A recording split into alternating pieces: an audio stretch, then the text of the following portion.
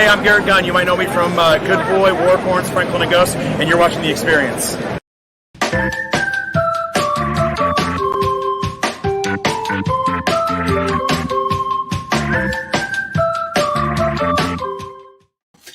Good afternoon, everybody, and welcome to the Dan Wickline Show. I am your host, Hubert Humphreys. That's right, the 38th Vice President of the United States and former senator from the great state of Minnesota. I was also the Senate Majority Whip, which wasn't nearly as much fun as you might think. Well, yesterday we took a deep dive into Adam Warlock because of the casting of Will Poulter. And during the show, I said that today we are going to be talking about comic conventions and getting back to them during a pandemic and whatnot. And I had a couple guests lined up, but that fell through. So to keep on that topic, though, we are going to be joined today by, and you might guess what made me think of this today's host name. We are going to be joined today by our producer, Kyle Northrup, and writer, Rob Humphrey. I was always more of a Howard Taft guy myself. Good taste there. I'm a William McKinley guy, and I actually, so interesting. William McKinley's Presidential Library is like 40 minutes from my house. I've been banned twice. They don't like it when you correct the docents. The nearest presidential library to me, I believe, is the Richard Nixon Library. And ironically, Richard Nixon is the guy who beat Hubert Humphrey for president of the United States. I bought from Jen King months ago a bunch of pins. Like, she had gotten this advertising collection and had a bunch of pins in it. And I got a ton of Hubert Humphrey for president pins. And no Richard Nixon for president pins. Obviously, somebody was a Democrat. Well, that and the Nixon ones are worth a lot more money. Yeah. Well, he won. Sure. Yeah. I mean, how much do you think the Clinton T-shirts are going for right now? The Hillary, not the Bill. That's fair. It's so bad I can't even remember who ran with Hillary. I just remembered him being very boring.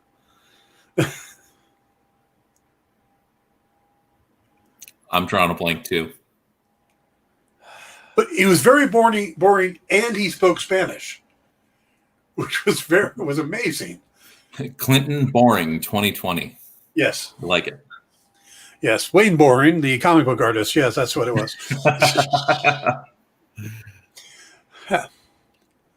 Rob, not a Gerald Ford guy? Hillary Clinton's vice president was Tim Kaine. Yeah. Tim Kaine from what, Virginia or something like that? Should be.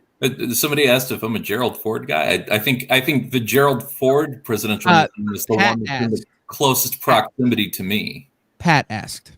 Oh, well, then it doesn't matter if Pat asked. It's true. I've always been a fan of Gerald Ford just because he was a president who never ran for president. He was also a captain at Michigan a year when they didn't win a game. And as an Ohio State fan, that makes me endlessly happy. Yes, but every time I hear you say Ohio State, I think of the name Tumunga Biakapatuka. Absolutely. Had Gerald Ford been there in the 90s, 545 all-purpose yards in one game. Right. Maybe if Gerald Ford had been at Michigan in the 90s, he'd have gotten elected to something. Kyle, I always knew there was something off about you. Of course, you're an Ohio State fan. Hey, man, so much up until that point. I was the first member of my family not to go there. He roots for a poison nut. Yeah. What's more dangerous than an inanimate object that can kill you? It's basically. How about a Wolverine? Yeah, but everybody knows Wolverines are dangerous, so just stay away. I'm just saying.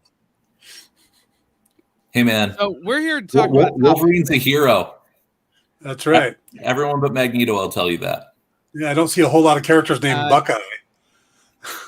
That's fair. I'll give you that one. Yeah, I'm here in LA. Yeah, I'm in LA, and I'm sitting here in the middle of the rivalry between Minnesota or Michigan and Ohio State. But hey, there's an interesting thing, and I told Rob and Pat this weekend. Have you ever heard the story of Two Stickney? Stickney. Yes, I have. Recently. Yeah. So there was the war for Toledo.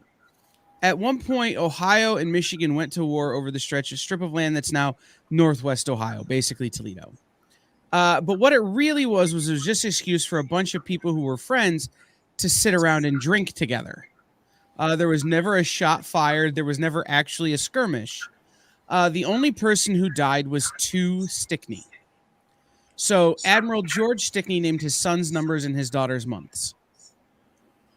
Two Stickney cut his hand on a bean can, got an infection, and died. The only casualty of the war from Toledo.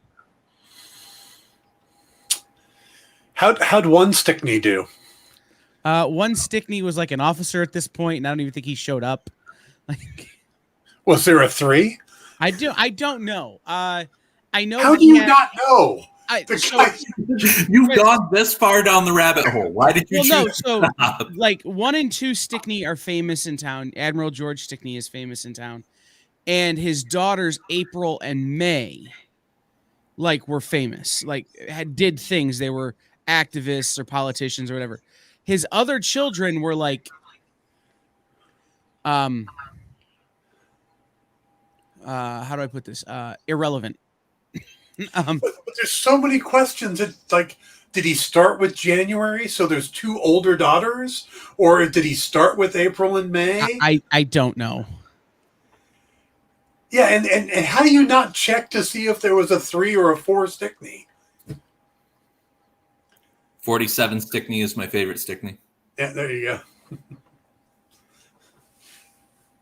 I mean, how prolific? I will research while we talk about.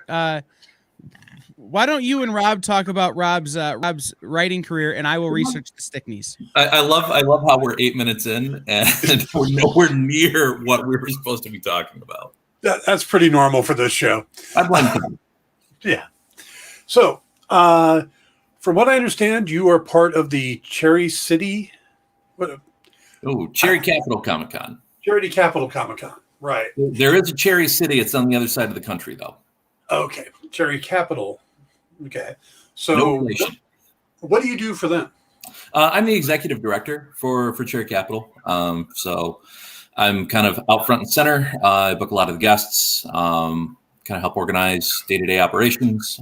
I've been on board since day one, where we're entering in our 13th year. So we've been going strong. But yeah, I'm always the guy who gets put on camera to do interviews and talk to guests and bring people in.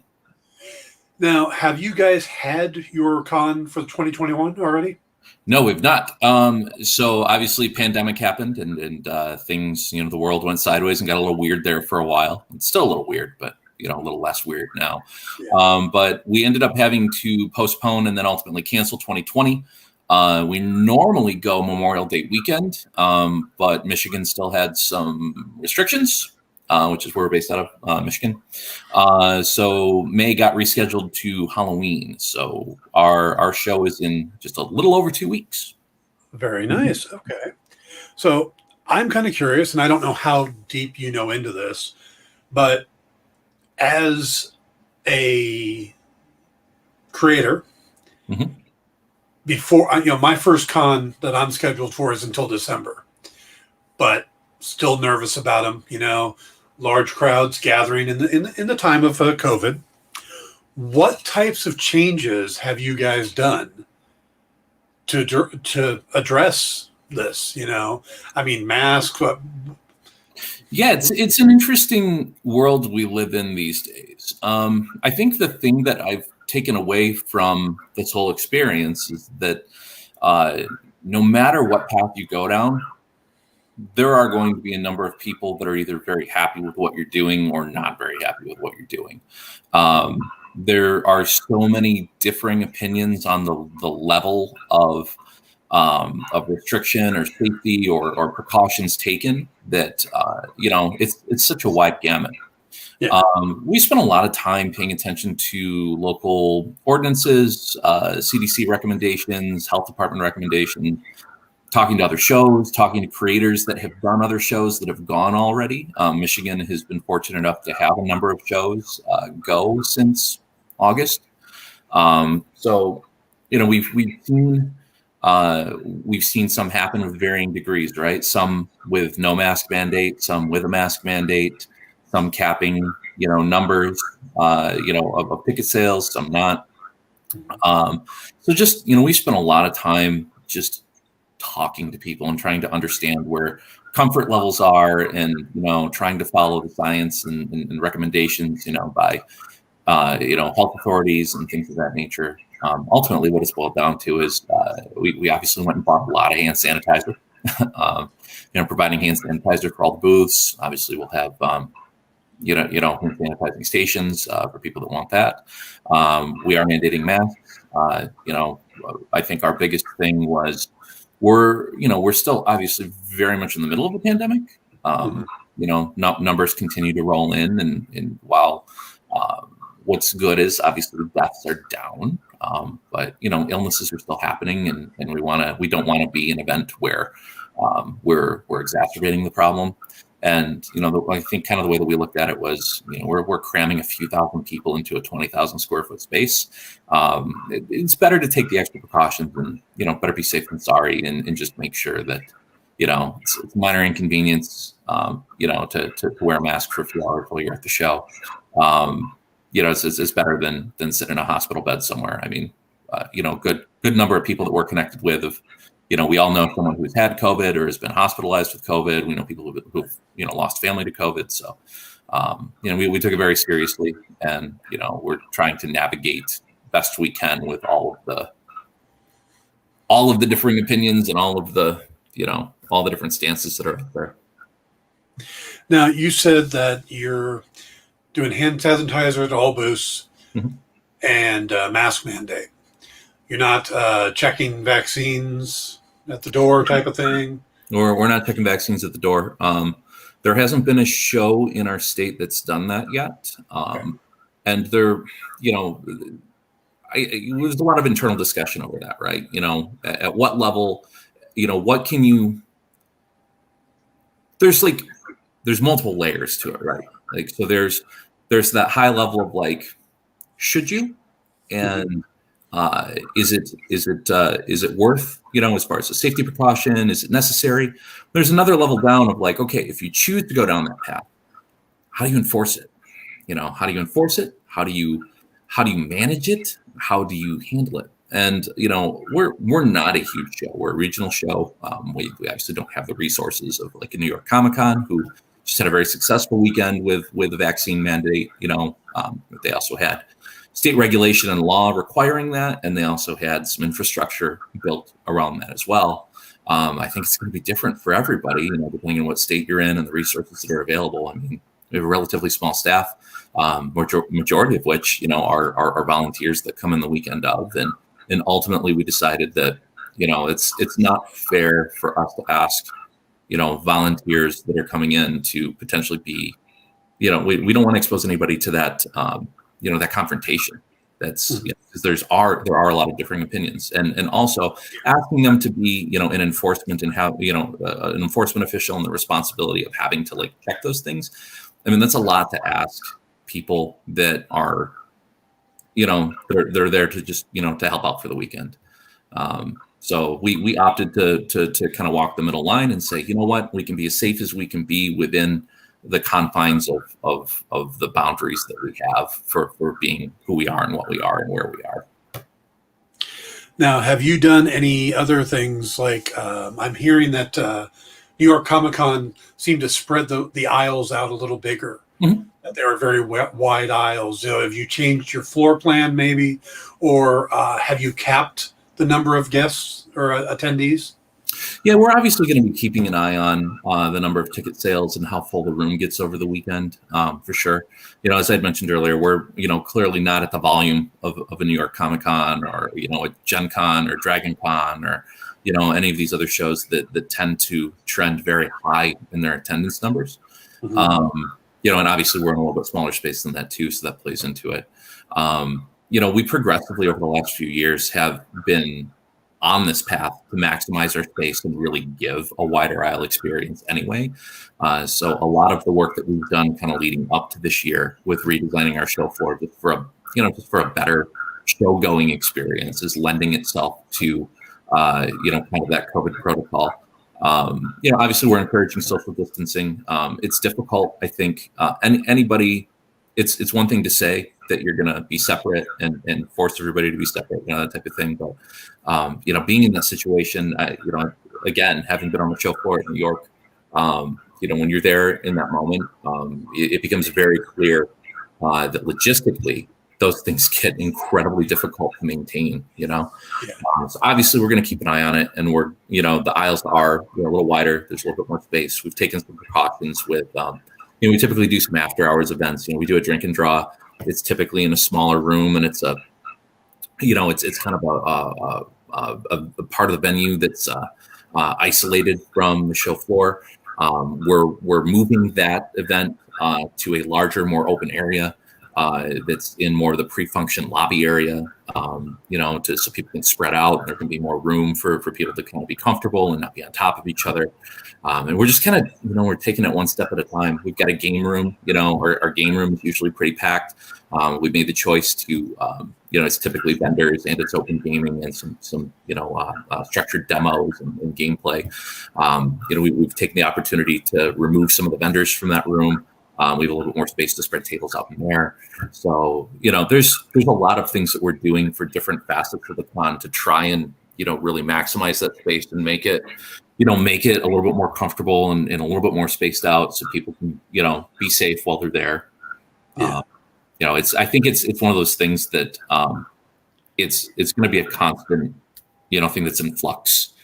You don't know until you're in the thick of it. You can plan and plan and plan, which we're obviously doing, but until you're there and executing, there's a lot of calls, I think, that are made on the fly that we're just going to have to be very cognizant of as we go. Now, you said you also coordinate the guests. Mm-hmm. What type of questions and stuff have you been getting from guests? Nothing personal, but more of a generic thing.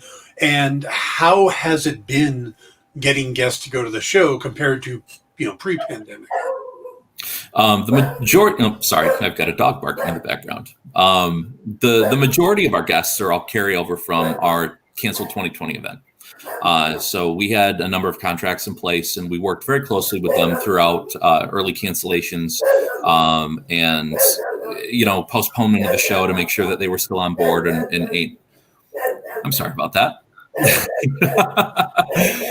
Apparently, the mailman's here. That's pretty awesome. We're all excited. Sorry, trying to get that handled. It's just escalating. I've got dogs myself. I understand. So yeah, we spent a lot of time talking to those guests and trying to coordinate along the way, keeping them in the loop of hey, how are things in your state? What's going on with shows in your area? Are you still comfortable coming? And we just, we played a lot of it by ear with them. Everybody was very, very gracious and very cool, in terms of keeping their commitments moving forward to 2021. Everybody was on board with coming to the show. And throughout that, we did a lot of comparison between how things were in their states versus our state. We did spend some time the last few weeks knowing that we weren't going to have to cancel or postpone again. Really kind of getting a general idea of comfort level, asking those folks like, hey, have you been to another show? What worked? What didn't? What would you like to see? What's going to make you feel more comfortable?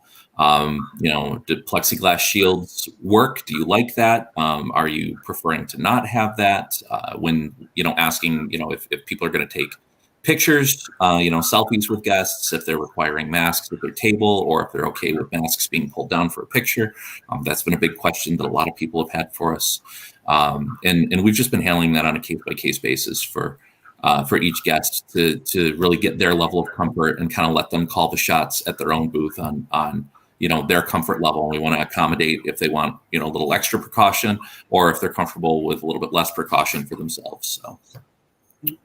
And I guess the final question I've got pertaining to conventions, what type of, or how has been the response from potential attendees? I mean, are you getting a normal type of, interest in the show, or is it a little more reserved, or is it maybe increased because people are just dying to get back out? No, bad terminology. People are really excited to get back out and try to get back into some form of normalcy. I think it's a mix of all of those things. I think we've heard commentary that lines up with all three of those sentiments. For the most part, everybody's excited. I think the most prevailing commentary that we've had from folks has been, "I can't wait. It's been a long time." It's been actually, by the time we go, it will have been 900, just shy of 900 days since our last show. Wow. So like 887 days. I did the math the other night and was just like, oh my God, it's so long. And most people are ready, right? And want to be there. But I don't, like I said, we've heard from some folks, there's obviously some people that have, immunocompromised folks in their home, or they themselves are immunocompromised and they're sitting this year out, and that's perfectly fine. We obviously we want those people to stay safe and come back when they're comfortable. So I think everybody has kind of got, at this point, a year and a half into this thing, a pretty good feeling for how their comfort level is. I think one of the things I've heard most frequently lately from closer friends and people that that obviously are that know all the things that I've had my fingers in doing.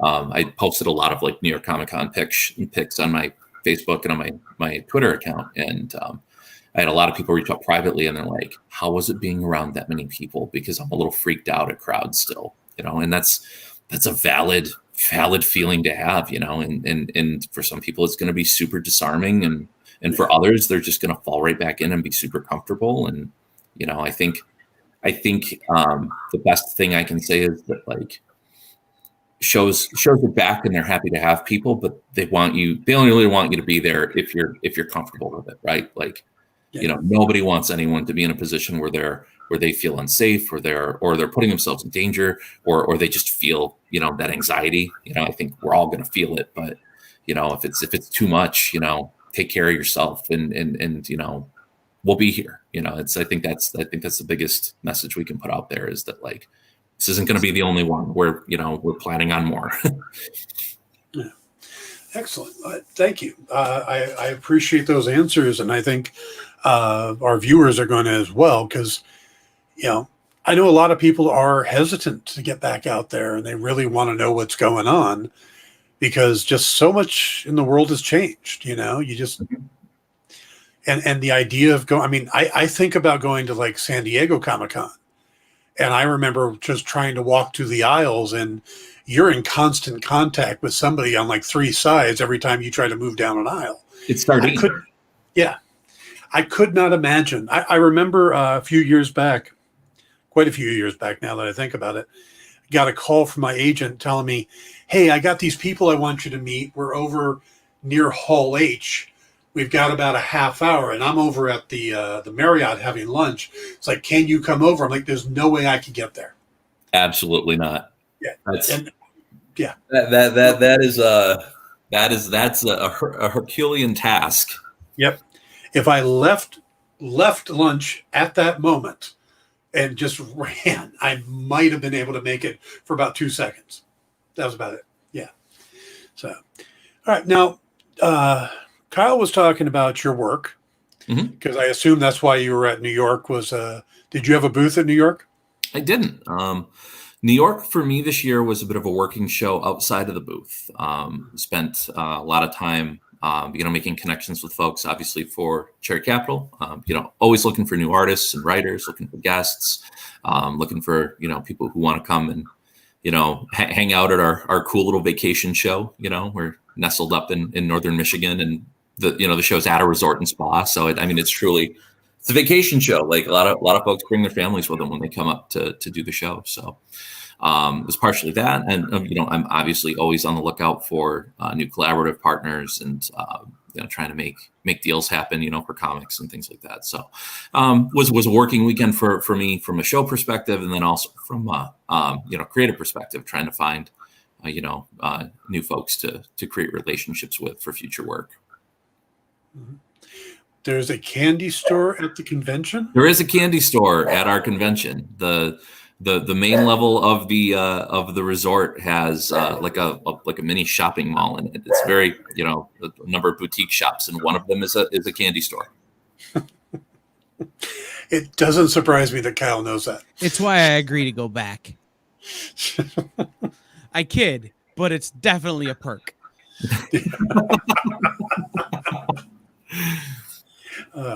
Now, Kyle says you're a writer. I have not had a chance to read your work. I'll admit that. But tell our viewers about it.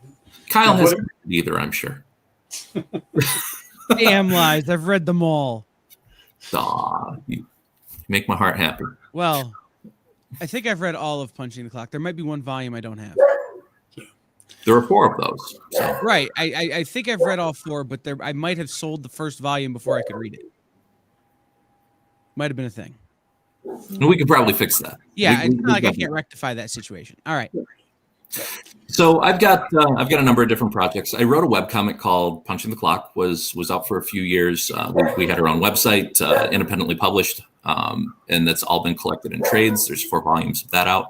It's a buddy comedy. It's essentially if you take a little bit of Clerks and a little bit of kind of all of the different pop culture buddy comedy type stuff that's been done over the years, put it together. My elevator pitch for that book is that if you've ever worked in the service industry and you're a little nerdy and you're a little sarcastic, it's right up your alley. Did that book with artist Jeff Manley. He's a fantastic cartoonist based out of Northern Michigan. He's got a bunch of work out as well. Be sure to check him out. He's very, very cool. I have had work at a couple of anthologies. Unlawful Good, which came out through Dude What Comics a few years ago. That was Heather Antos's major anthology. That's the book that led to her getting the job at Marvel as an editor, and then she's moved on to a number. Valiant and a number of other things. So that was fun crime anthology. Was recently in Get in the Game, which was picked up by Source Point Press. It's a video game themed anthology that Pat Koala curated. He was on commenting earlier, giving me and Kyle guff because that's what he does. So video game themed stories in there. My story's a little bit darker. It deals with some heavier themes. I also wrote a book called Gunslingers through Rocketing Studios based out of Detroit with Dakota Lee and Tony Mello and Bill Pukowski on art. Those guys are absolutely fantastic, and Rocketing puts out a lot of great books. I'm just running through it in my head. Kaylin Smith is who I worked with on my story and Get in the Game from Plume and For Goodness Sake. She's also fantastic. Always throw credit out there for the artists willing to put up with me. Please make sure to check them out. I've got a number of pieces out and all available, obviously, online. Give the pitch on Gunslingers. I think Dan will really like it. Oh, yeah. Okay. All right. So Gunslingers, I was approached by Rocketing Studios they wanted to do kind of a showcase. They provided me a list of 10 Old West gunslingers. So these are, not made up characters. These are all, historical figures. And they said, hey, what we want to do is we want to give a bio on each of these guys, right? But more of like a contemporary take on who they are. And then also, sky's the limit. Pitch us on a story on how you might, do a story for one of them or 2 of them or, whatever you want to do. So the pitch I came back with was, okay, did a little bit of research. And if you take the 10 gunslingers that they gave me in the list, there is 1 year that all 10 of them were alive at the same time, that they all kind of overlapped into this 1 year. And it's America's centennial. It's the 100-year birthday of America. So the pitch for the book was, what if centrally located in Dodge City, Wyatt Earp runs an underground poker game and has got word out across the West to all these old gunslingers that they can win big money. And the story is basically about them traveling in and buying into this poker game and having this big interaction and standoff and So it's as historically accurate as it can be, because they've all lived during this time period. I did a lot of research in terms of like who was living where and interacting, and which characters would have had contact with each other. So I tried to keep as much historical accuracy as possible throughout it, but it's kind of a fun little what if that, they all got together and had a big poker game. And obviously there's some gunplay in there too. Nice. I love that idea. Yeah. Kyle was right. That's a great pitch. All right. We are at the halfway point of our show. So we're going to take a commercial break. And when we come back, we'll bring Kyle back as well. And I want to hear about New York Comic Con from you guys. So let's roll a commercial and we'll be right back.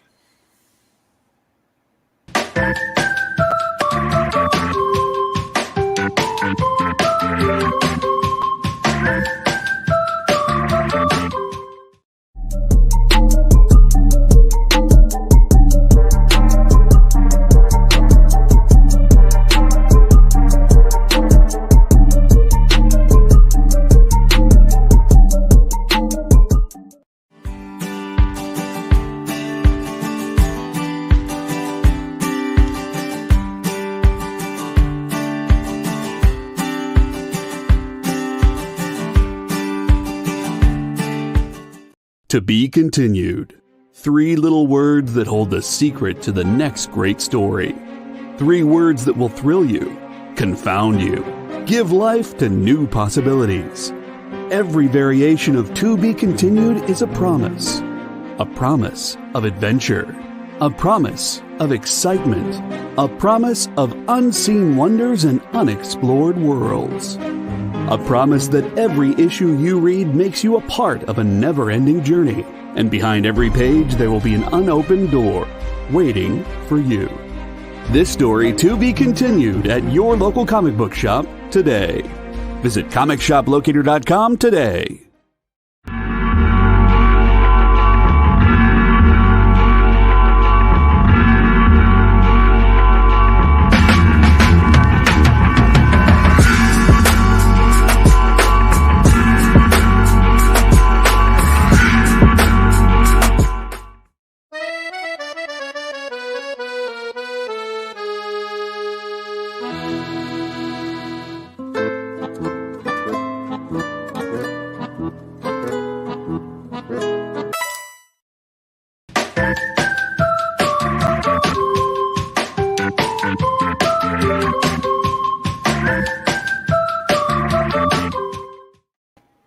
Hey everybody, welcome back to the Dan Wickline Show. Today we are talking about the return of comic conventions. And we spent our first half hour talking to Rob Humphrey about the Cherry Capital Con that's coming up at Halloween weekend, I believe it is.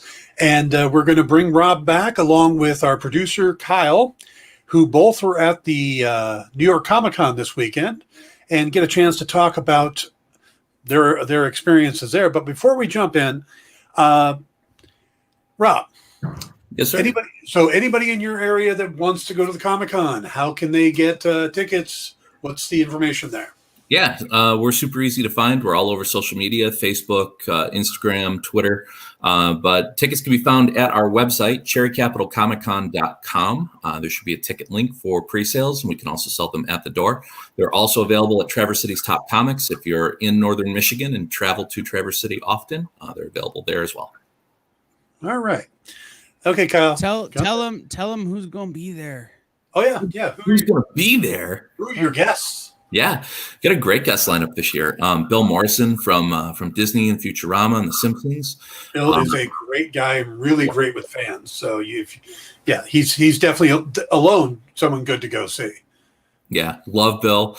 Steve Levine from Shellback Artworks, Mirage Studios. He's for those not in the know, Steve was like the number 3 at Mirage Studios with Eastman and Laird. So if you bought any type of Ninja Turtles merchandise back in the 80s and early 90s, chances are you've got a piece of Steve Levine artwork. He worked very closely with those guys on all the Turtle stuff. We have Angel Medina, Spawn, Spider-Man, Sam and Twitch. Years, yeah. Angel's a good dude. Jake Fosgett from My Little Pony and Bodie Troll, and he's done a bunch of Marvel covers. We've got Veronica Taylor, who was the voice actor for the original Ash Ketchum in Pokemon. She's also done a bunch of other stuff: Sailor Moon, Teenage Mutant Ninja Turtles. She's done a bunch of video game characters. We've got a good lineup this year. Kyle's back. Hi. I'll be there. I'll be there. I'm not a guest, but I'll be there. Kyle will be there. Kyle, we got a number of other guests. Garrett Gunn from Source Point Press, Good Boy, cool. Franklin and Ghost, Warcorns. Got a full lineup on our website, full artist alley and retailer listing. Excellent. So, hey, I'm excited to. I haven't seen Angels probably in about a decade. From probably the last time I saw him was down at San Diego Con. You know, he's. I used to do the con circuit a lot, and he was one. I'd go to anyone I could drive to, and I would drive pretty far. And Angel was one of the kind of the Texas show was one where we all kind of became this tight little family, and Angel was part of that. And then we all hang out together at the hotel. Do you guys have a central hangout place? Oh yeah. Yeah. So everything for us is on site. We're, like I said, we're at the Grand Traverse Resort and Spa. There's on-site amenities, restaurants. There's a couple of on-site bars. We do a lot of after-hours stuff on-site as well. We've also got a couple of local businesses that we partner with as well for after-hours, post-con party, stuff like that, where everybody kind of congregates as well. They have a very good Taco Bell. We do have a very good Taco Bell. There are many, many stories about the Taco Bell. That almost seems like a contradiction or an oxymoron. A very good Taco Bell. Very good Taco Bell. Yeah, Taco Bell's only very good at 2 a.m. when you're drunk. No one said that wasn't when we were there, Dan. Yep, that's context. You got to read between the lines. Okay. I should also mention too. I'm like running through the guest list in my head. I also forgot to mention Jason Moore will be at the show, and Ryan Stegman. Oh, very nice. Very nice. Bury the lead, Rob. Yeah, I was going to say. Yeah, didn't he come off a huge run on Venom? Huge yeah. run. It's everybody was buying, and yeah, Ryan's been a regular at our show for a number of years. I think we first booked him. I think the only book he had out was Sith at Marvel. It was like when he first broke through this first Marvel work, and we ended up having him up to the show, and he's been back a bunch of times. So we're super excited to have him back this year because it's been a couple years since we've seen him. I mean, Kyle and I saw him in New York this weekend, but that doesn't count. Right. It's one of those things is that sometimes we forget that Ryan Stegman is famous now. Yeah. Like, you've known him so long, you're just, it's Ryan. It's no big deal. But he's famous now. There's one other thing that Cherry Capital does that we haven't talked about that I want to talk about, and we got to do part of it on Friday at New York Comic Con, so it's a good transition. Cherry Capital Comic Con is the home of the Gary Reed Independent Creator of the Year Award. It is. Okay. So, Rob, why don't you tell people about that? Sure. Yeah. Gary Reed, who was the founder of Caliber Comics and arguably responsible for launching a lot of the biggest names in modern comics, that a lot of them went through the Caliber imprint. Also did Transfusion and Desperado, and a number of imprints that he worked for. Was a close friend of the show. Gary was a Michigan guy. We had a really, really good relationship with him, and he's always very supportive of the show. He'd been a guest a number of times. And when he passed away unexpectedly a few years ago, we wanted to try and find a way to honor not only his contributions to the industry that we all love, but also to kind of honor his legacy and pay it forward for creators that were up and coming that kind of model their behavior after Gary, whether it's intentional or not. But, the folks that are out there, doing the hustle, putting out quality work, but are also doing a lot of what Gary did on the side. And that's teaching and mentoring and kind of lifting others up and helping other creators create. And so the Gary Reed Independent Creator of the Year Award was born. Got a nice 5-year history now with the Gary Reed Award. Our 5th recipient will be awarded at this year's C4. It's always an interesting experience seeing those nominations come in. We take nominations for a few months across the industry from creators and from fans. And then we have a small committee that rotates out each year. So we always get fresh voices in from, comics journalism, comics retailers. Obviously, there's a couple of us on the committee from the award and the show that represent and kind of whittle it down to 4 finalists and then vote on those 4 finalists. And there's one winner every year. Past winners include Dan Doherty, Seth the Moose, Travis McIntyre, Casey Pierce. Seth the Moose is the inaugural winner, and then Dan Doherty, and then Travis McIntyre, and last year's winner was Casey Pierce. Yep. Very nice. And can we say who the nominees are this year, or is that still? No, that's public. We were live on Facebook. I'm like, we were live on Facebook. Toothpaste back in that tube. We had a really cool epiphany on Friday morning at New York, where we were like, wait a minute.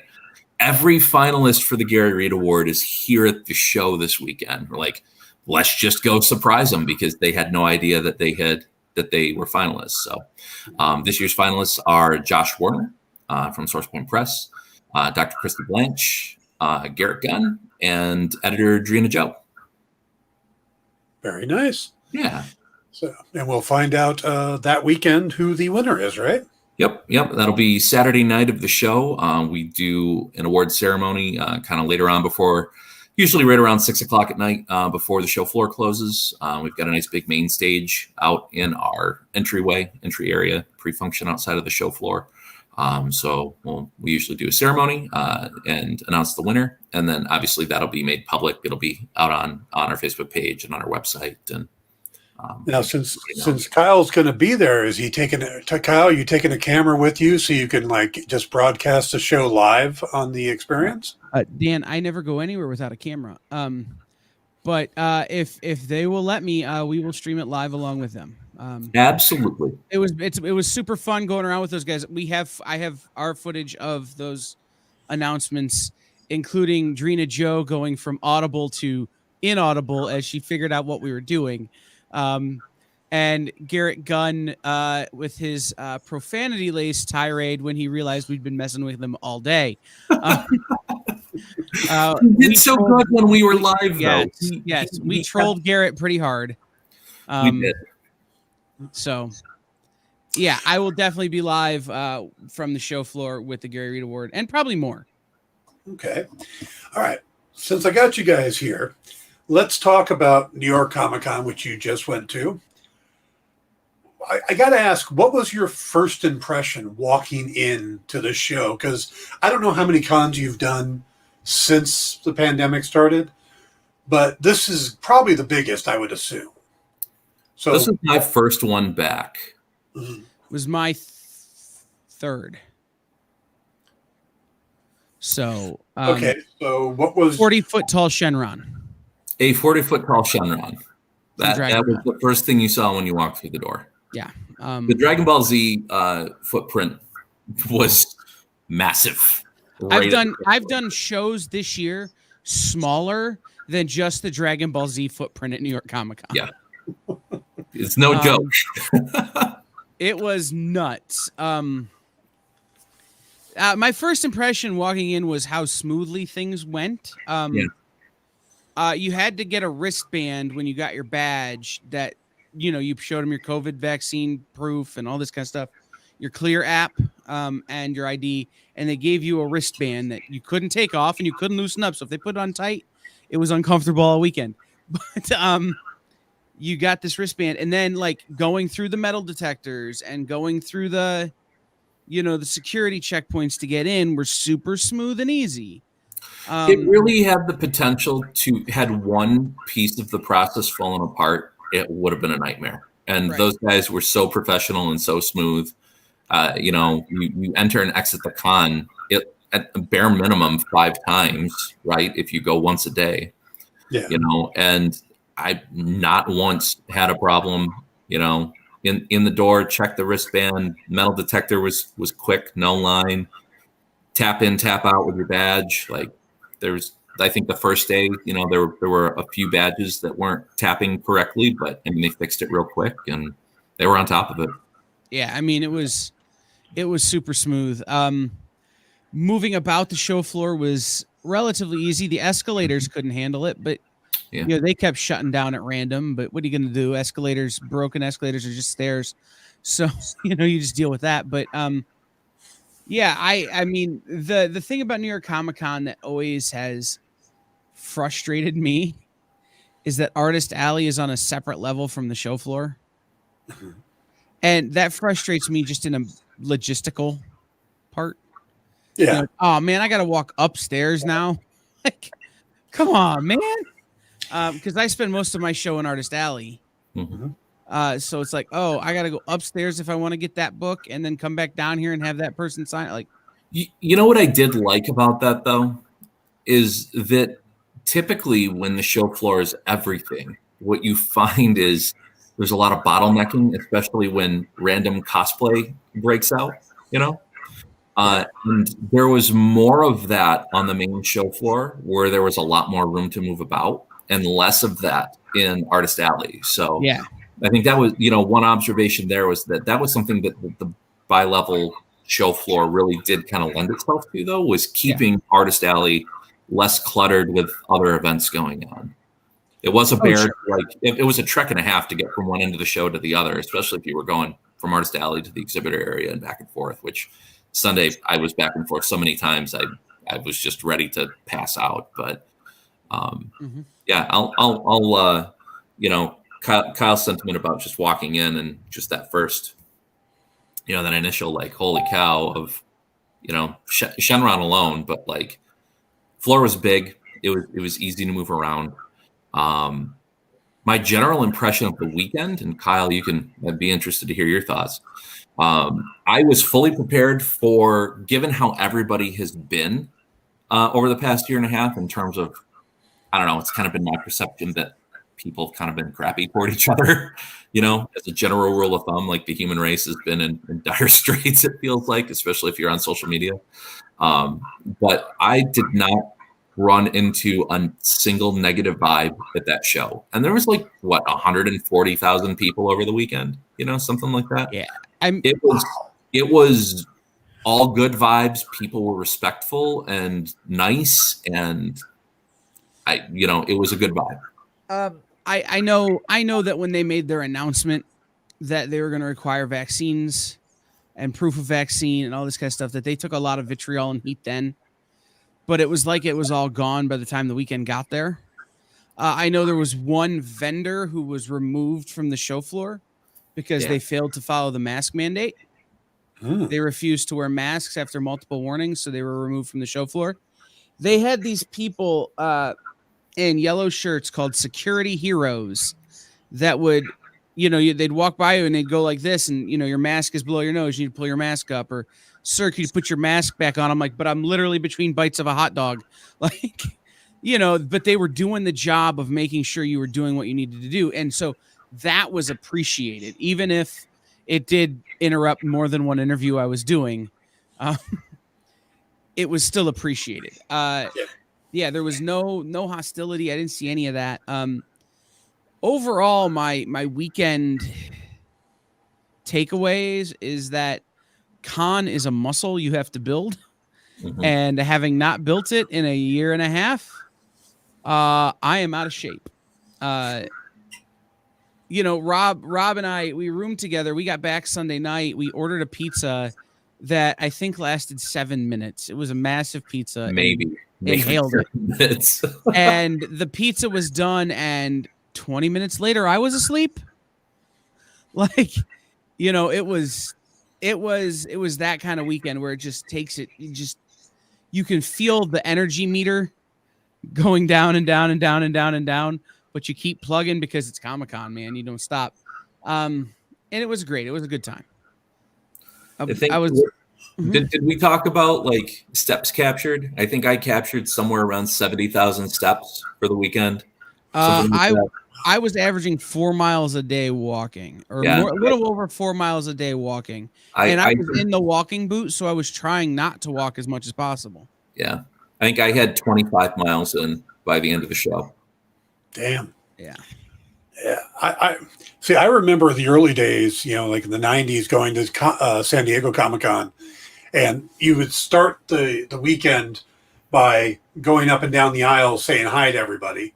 Then you'd spend the next couple days doing all your business, and then the last day of the show, you'd go up and down the aisles saying goodbye to everybody. And right around about 2005, it's like, no, we can't do that anymore because it's gotten so damn big. Yeah. So yeah, I get the idea of really clocking some steps for the weekend. But so you'd come into the way I came into Artist Alley the first day, I come down the escalator and there's Donnie and Ryan. Mm-hmm. And across from them is a good friend of mine, Eric Palicki. And knowing Ryan, as long as I've known Ryan, I go over to Eric and go, man, you're screwed. And he goes, why? I go, because you got to be across from these two schmucks the whole weekend. And I just feel Ryan staring daggers into me, and like, then I walked the entirety of Artist Alley. And then I went upstairs and I walked almost the entirety of the show floor on Thursday. And it was like, okay, I'm ready to die now. Yeah. So the line rides were interesting too. Donnie and Ryan had a massive line all weekend that they had to cattle queue because it was so big every time they had a signing. Same thing for Snyder and Capullo. Yep. Massive cattle call line during the signing. They had a smaller version, but they had a cattle call line for Chris Claremont. Yep. And James Tinian was the other one. He had a massive line all weekend. Yeah, I could see that. I remember I sat across from Greg Capullo at Phoenix Con one year. And actually, I had him across from me, and then on the back side of the aisle was Kevin Eastman. So I had both of their lines kind of merging over each other, and no one could find my table. I just basically spend the weekend selling my stuff to their guests or their attendees. Not a bad plan. No, it worked out pretty well actually. But so all right, we don't have a lot of time left. But what was your favorite moment from New York Comic Con, Rob? Oh boy, I need a clarification. At the convention or of the weekend? Of the weekend. Give you the whole weekend. Okay. Have you got one, Kyle? Yes. Go. We were looking at some sort of sign, or we were looking at the menu at the Cuban restaurant, and Pat steps in. I go, sir, you're blocking the sun.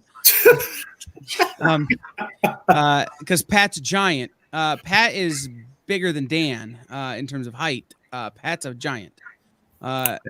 It's true. And I go, your head is blocking the sun, and it was nighttime. That was pretty great. The other one was getting to see the city with somebody who's never been there before in Pat. Yeah. That was a good time. And then at the convention, it was Jen King walking up to Garrett Gunn dressed as Flint from the main character from Good Boy. And Garrett's on his phone and he doesn't see her, and she's just standing there, and he looks around and he still doesn't see her. She's just standing there as his character. And then somebody from Source Point walks up and goes, hey man, you got a customer. He looks up and then he jumps 2 feet in the air. Like, just cause he didn't see her. She's just standing there like, what do I do? Isn't Flint from Good Boy a dog? Yes. She was cosplaying as the dog. And she had the dog head and everything? Yep. Oh yeah. Wow. We're going to need to see And pictures of that. he didn't notice. Oh, I have video. Oh, okay. You mentioned Pat, but you didn't give us his last name. He has no last name. Pat the Giant. Pat the Giant. No, Pat Koala. Okay. So, Rob, did you come up with one? Yeah. I have a couple. So we got to spend a little bit of time with Tony Schiavone over the weekend. And that was a lot of fun. Tony's a super nice guy, but I'll say my favorite moment again will involve Pat and it involves Tony, and MJF, if you're familiar with AEW wrestling. So throughout the show, Tony and MJF were kind of picking at each other on Thursday or Friday, must've been Friday. And, there was a moment where Tony left a pretty nasty note for MJF on one of his 8x10s. And then Pat bought a bobblehead from Shivani of Tony and took it to MJF and put it on his table and said, "I have a gift for you." And MJF, completely in character, says, "Take it out of the box." And he takes it out and he puts the Shivani bobblehead down, and a few expletives later, and the bobblehead got chucked across the room and shattered on the floor. And Kyle got it on video, and it was amazing. I have footage of that too. Nice. It's pretty great. There were several moments like that. Like, the big thing about this for me, and I think Rob will probably say the same, is that it was getting to be with the people again, like the group of people. Some of, like, I've been friends with Pat and Rob for a long time, but I haven't seen them in 2 years. Right. You know, and it's just like, we're in the hotel room 30 seconds and it's like no time has passed. Yeah. Like, we're just cutting on Pat the whole, instantly. It's, we run into, we go to dinner with Dan Doherty and those guys, and it's like no time has passed with Dirk and Drina, and no time has passed. That was the big thing, is getting to see our friends again that we only ever see at conventions. That for me was a huge deal, because I'm a little bit more remote in northern Michigan, right? It's hours to get to anything. So a lot of people think Michigan, they think Detroit. Well, for me to get to Detroit, it's, like a 4.5 hour, 5 hour drive, right? So it's not as easy to get to the places everybody else kind of converges on. So some of these friends I haven't seen in the before times. A few of them, the last time I saw them was at our show, almost 900 days ago. So it's been, coming up on 3 years in some instances. But on the other side of that coin, getting to meet people that I have become friends with and gotten connected with, during pandemic era and stuff. Right. Online. We had dinner with Jen. Right. I have been Facebook connected to Jen King and Christy Blanche for I can't tell you how long, and I just met them face to face in person for the first time this weekend, and it was so cool just to meet friends for the first time. Well, you gotta tell you guys, you got me excited about getting back out to a convention. So, Dan, you should come to Traverse City. You should come hang out with us. You can hang out in my booth. I'll give you room. Your way back in, dip your toes in the pool instead of 150,000, and maybe 4,000 or 5,000. It's scale up. It does sound nice. All right, guys, we're gonna have to wrap this up. Kyle, what's up next? Comics Collectibles with Rex and the Notnicks.